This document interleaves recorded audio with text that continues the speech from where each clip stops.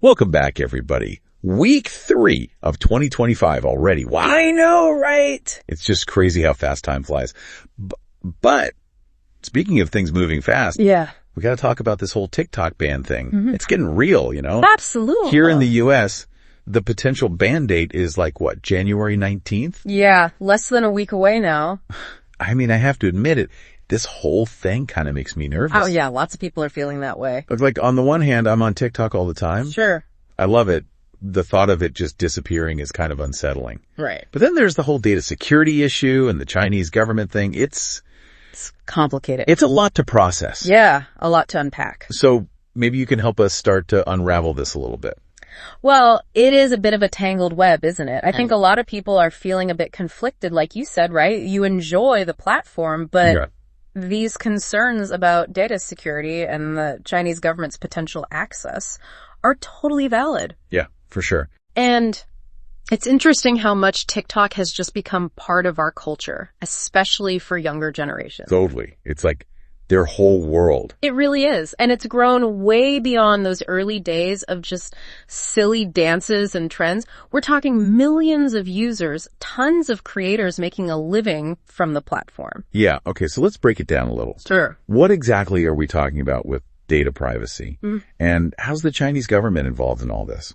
Okay. Well, at the heart of it is this potential for user data to be accessed by the Chinese government. So, like, they're taking our information. Well, it's not that simple. TikTok's parent company, ByteDance, they're based in China. Right. And there's this law there that says companies have to cooperate with government data requests. Oh, so they could be sourced to hand over information. Exactly. So even if TikTok says, we have strict data protection policies, they could be legally obligated to just hand over user information to the Chinese government if they ask for it. Wow. Okay. So it's not even just about TikTok's own policies. It's about, the legal requirements they're under. That adds a whole other layer of complexity. Yep. And that's what has a lot of people worried, including U.S. lawmakers. Right. I can see why. It's this uncertainty about what data is being collected, how it's being used, and then that potential for it to just end up in the hands of, well, a foreign government. Okay. So let's go there for a second. Okay. What happens if the ban actually goes through? What does the U.S. without TikTok actually look like? Oh, the most immediate impact is pretty obvious, right? Millions of users just lose access overnight. Just like that. Gone. Poof. Yeah. It would be like a digital earthquake, honestly. And for those people who've built their careers on TikTok, for them, it could be devastating. That's what I think about. It's more than just losing a fun app for a lot of these people. Yeah, for sure. This is their livelihood. Absolutely. We're talking about lost income, careers disrupted, a huge blow to the whole creator economy. And then there are these ripple effects on the U.S. economy too. Advertising revenue takes a hit, potential job losses. Wow.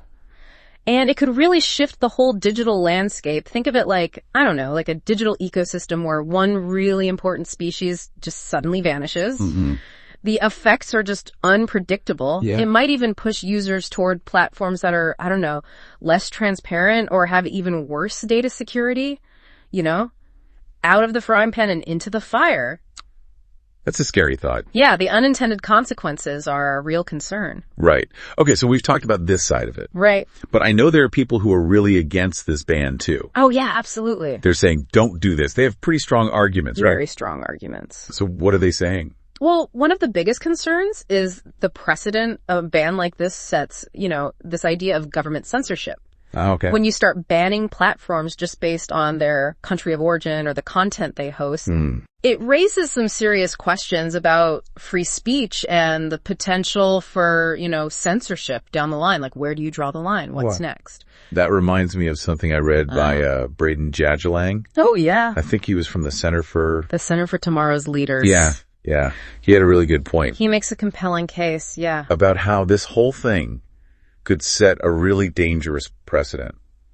That essentially, you know, the government could just shut down any online platform. Right, if they see it as a threat. Exactly. And that could have a, like, chilling effect. Huge chilling effect. On free speech and online expression. Absolutely. And then he made that point about historical examples of censorship. Yeah, powerful stuff. And how it can really just erode those democratic values we, you know, hold dear. It's a slippery slope. That's what people are worried about.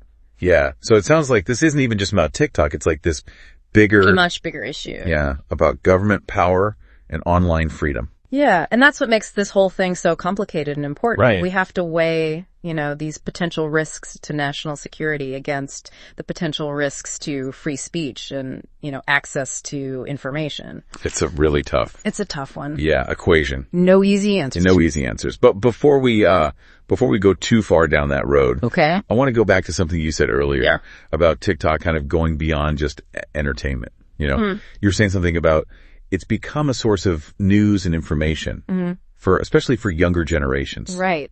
Can you talk a little bit more about that? Yeah. It's actually really interesting how TikTok has become this platform where users are exposed to, a wide range of viewpoints and information. So they're getting their news from TikTok.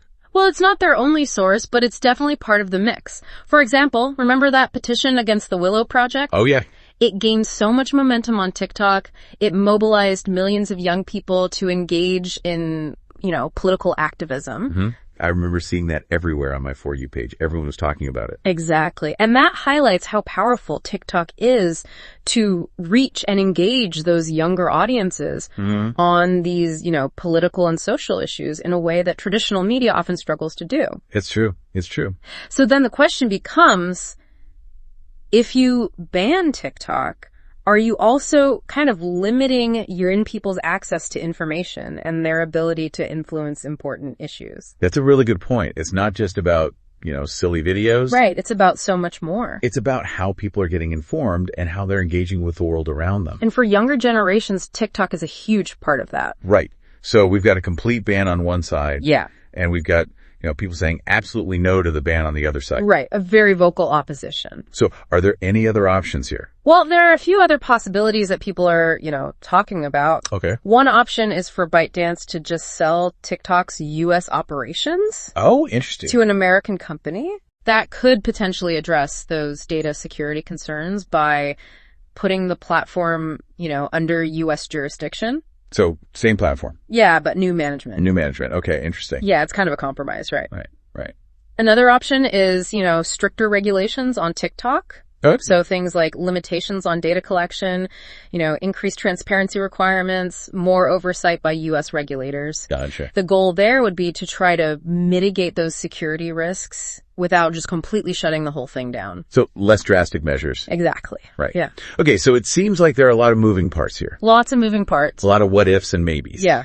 It's a very complex situation, no easy answers, and the clock is ticking. It is. Yeah. Well, this is definitely a lot to think about. It's not just about funny videos anymore. It's national security, free speech, the economy, how we get our information. Yeah, it's all tangled up together. Yeah, it's all one big bite-sized knot. I like that. A bite-sized knot. Yeah. It really is. Okay, well, let's take a minute to let all that sink in because, wow, that was a lot of information. A lot to process. Yeah. It can be a bit overwhelming, I know. It can be.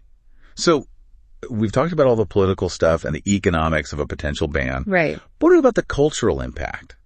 This is a platform that's completely changed how we consume media. It really has. How we express ourselves, how we even think about things. And to be honest, some of the stuff on TikTok is just...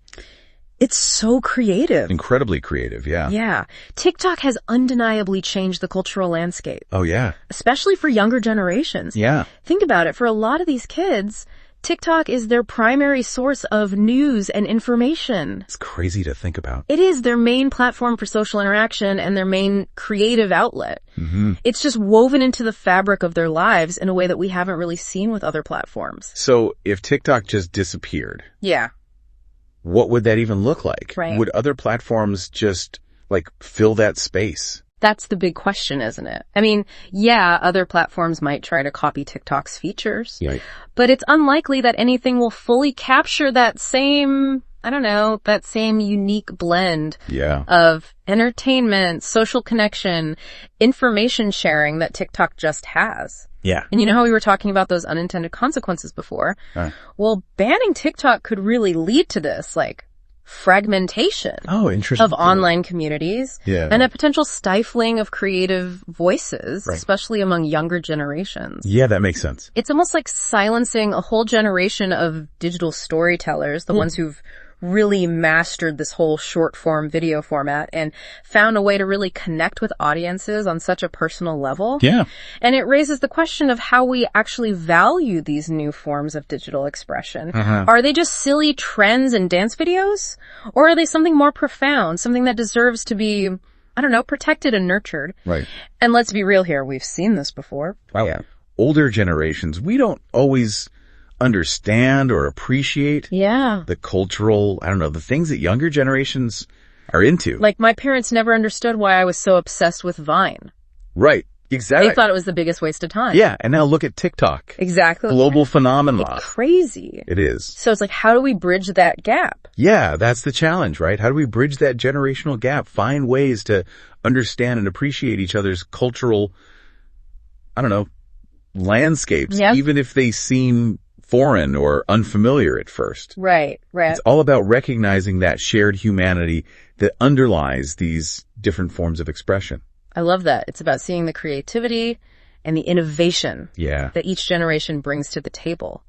And to be honest with you, TikTok has exposed me to new ideas and perspectives. I know, me too. That I never would have come across otherwise. Totally. It's a really powerful tool for discovery and connection. And I think that's something we can't ignore in this whole debate. Absolutely. And as we have these conversations about the future of digital platforms, we have to keep that in mind. It's not just about technology. It's about people. It's about culture. It's about the stories we tell. Connections we make. Yeah, and the ways we connect with each other. Absolutely. Okay, so let's zoom out for a second. Big picture. Yeah. We've talked about what could happen if TikTok gets banned in the U.S., but could this have a ripple effect beyond just TikTok? That's a really good question.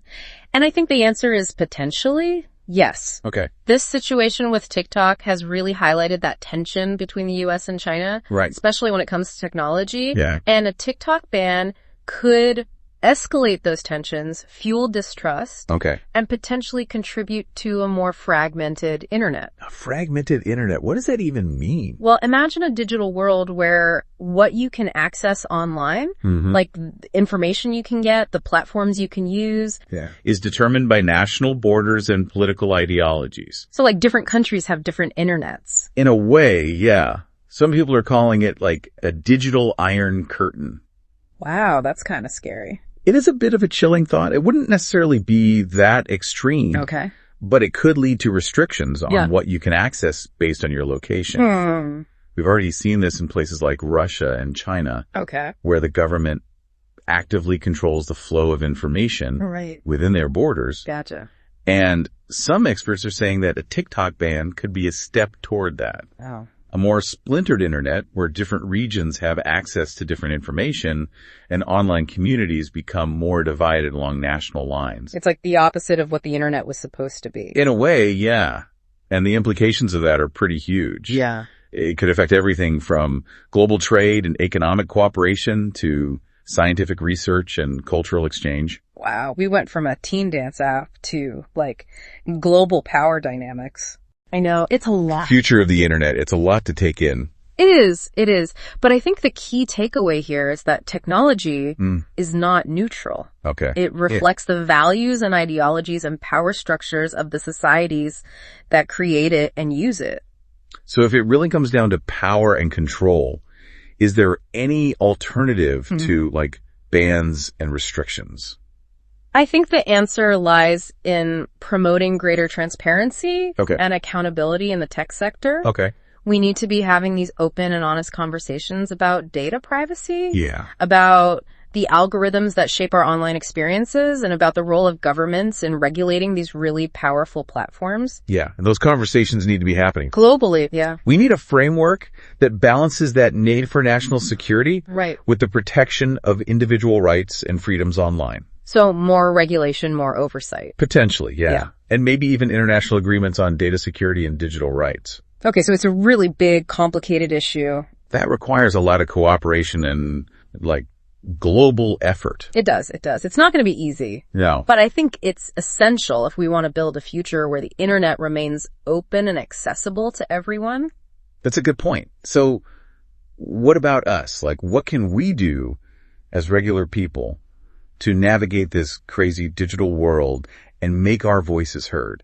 That's a great question. And I think it really comes down to being an informed digital citizen. Okay, what does that even mean? It means being more aware of what you're sharing online, being more critical of the information you're consuming, and being more vocal about your expectations from the platforms you use and the governments that regulate them. So making informed choices, understanding the trade-offs, and having those tough conversations about values and ethics and the future we want. Exactly. And recognizing that we all have agency, we have a voice, and we can shape the digital world we want to live in. That makes me feel a little bit better, honestly. Okay, I think we need to pause here for a second. Give you, the listener, a moment to just process all of this information. It's a lot to take in. It's a lot. We've explored the potential consequences of a ban, the arguments for and against it, and these broader implications for the future of the internet. Yeah. But there's one more really crucial aspect we need to talk about. And that's the ethics of all of this. The ethics, right? Yeah. This is a big one.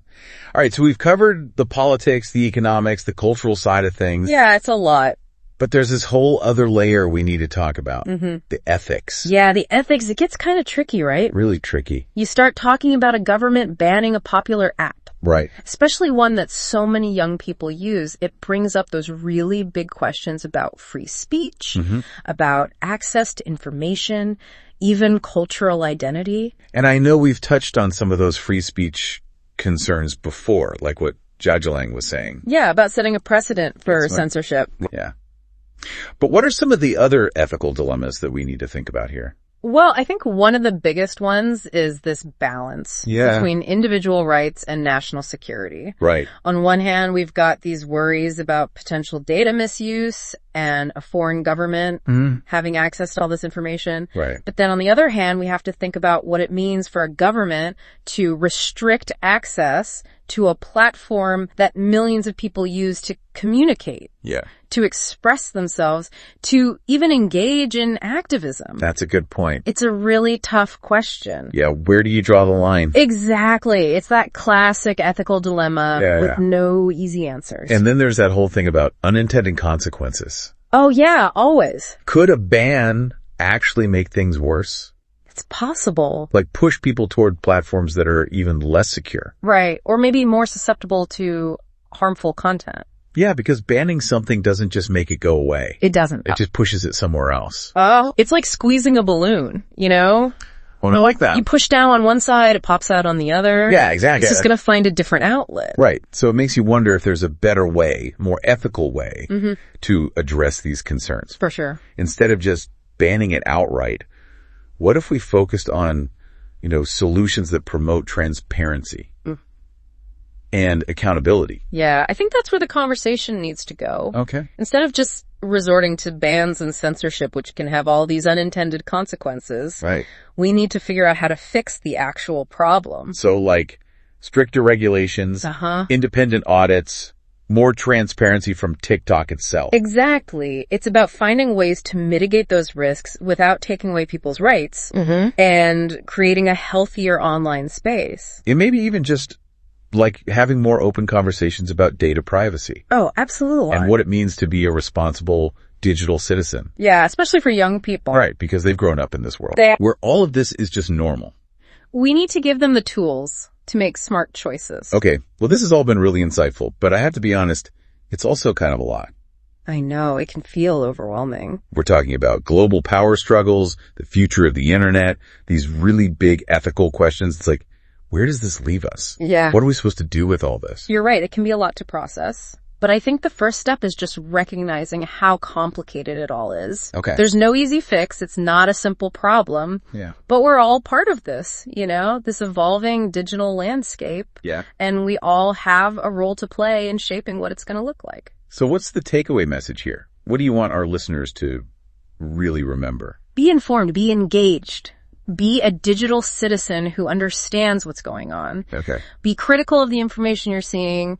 Be thoughtful about what you share online and speak up about what you expect from these platforms and from the people in charge. So it's about knowing your rights, understanding the trade-offs, making choices that align with your values. Exactly. And recognizing that even small choices, like choosing to support a platform or speaking out about an issue can make a difference. We can all shape the world we want to live in. And that brings us back to you, our listener, as we're getting closer to this potential ban date. Less than a week away. I want you to really think about what matters most to you in this digital world. Yeah. What do you value? Is it freedom of expression, access to information, the ability to connect with people around the world? Well, important things. And what are you willing to do to protect those things? Because the choices we make now have consequences that go way beyond just this one app. The future of the internet is kind of in our hands. It really is. And that future is being shaped right now. Wow. Well, thank you for joining us on this deep dive. It's been a pleasure. As always, keep thinking, keep questioning, and keep exploring.